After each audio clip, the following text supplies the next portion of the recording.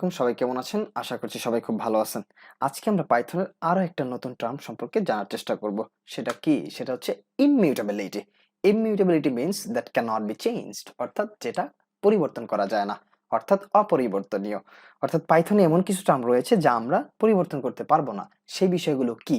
সেটাই আমাদের জানা দরকার। এই জন্যই ইমিউটেবিলিটি অনেক ইম্পর্ট্যান্ট। অর্থাৎ কোন কোন বিষয় আমরা চেঞ্জ করতে পারবো না সেটা আমরা জানতে পারবো এই ইমিউটেবিলিটির মাধ্যমে।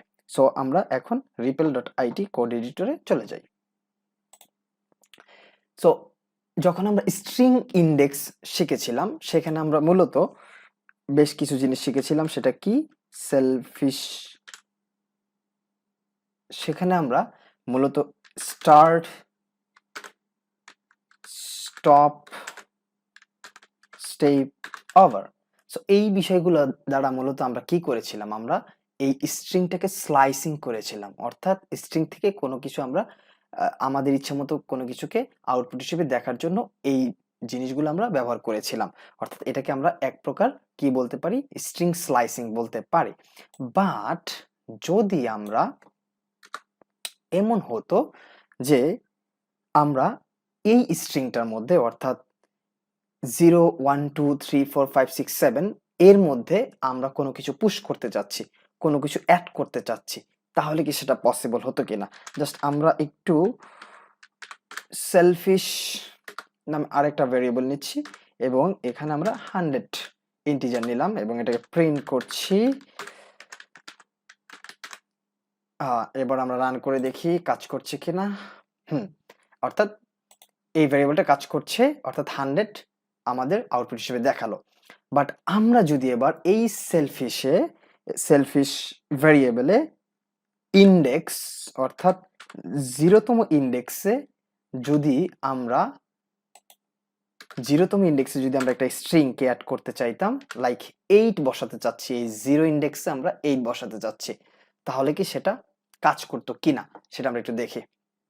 রানে ক্লিক করি। টাইপ এরর, দ্যাট মিন্স কাজ করতো না। কি বলছে এখানে?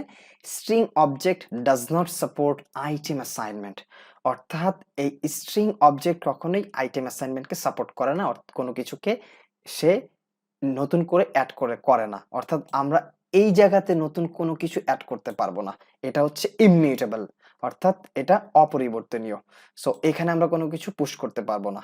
বাট এইখান থেকে আমরা যে কোনো কিছু যখন তখন চেঞ্জ করতে পারবো। যখন আমি যদি এখানে 8 দিই বা 9 দেই, যাই দেই না কেন, আমি চাইলে চেঞ্জ করতে পারবো, কোনো সমস্যা নাই। বাট আমরা বাহির থেকে কোনো কিছুকে এটার মধ্যে পুশ করতে পারবো না, কারণ এটা হচ্ছে ইমিউটেবল, অর্থাৎ অপরিবর্তনীয়। বাট যদি আমরা চাইতাম যে কনকেট বা কনকেটেনেশন করতে, সেটা আমরা করতে পারতাম।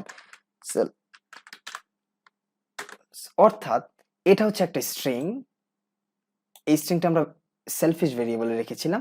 এই সেলফিশ ভেরিয়েবলের সাথে আমরা আরেকটা স্ট্রিংকে কনকেটেনেশন করলাম, অর্থাৎ আমরা যোগ করলাম, অ্যাড করলাম। দ্যাট মিন্স এখন যদি আমরা রান করি সেটা কাজ করবে। অর্থাৎ সে কাজ করলো, কি হলো? শেষে 8 যোগ হয়ে গেল, অর্থাৎ এটা কনকেটেনেশন হলো। তার মানে এখন এর কোনো ভিত্তি নেই, এইটা এখন নতুন একটা সম্পূর্ণ নতুন স্ট্রিং এ পরিণত হয়েছে। কি? যখন আমরা কনকেটেনেশন করলাম, দ্যাট মিন্স এটা সম্পূর্ণ নতুন একটা স্ট্রিং এ পরিণত হয়েছে। তার মানে আমরা বলতে পারলাম যে স্ট্রিংকে নতুন কোনো কিছু স্ট্রিং এর মধ্যে পুশ করা যায় না বা অ্যাড করা যায় না। স্ট্রিং হচ্ছে ইমিউটেবল, অর্থাৎ অপরিবর্তনীয়।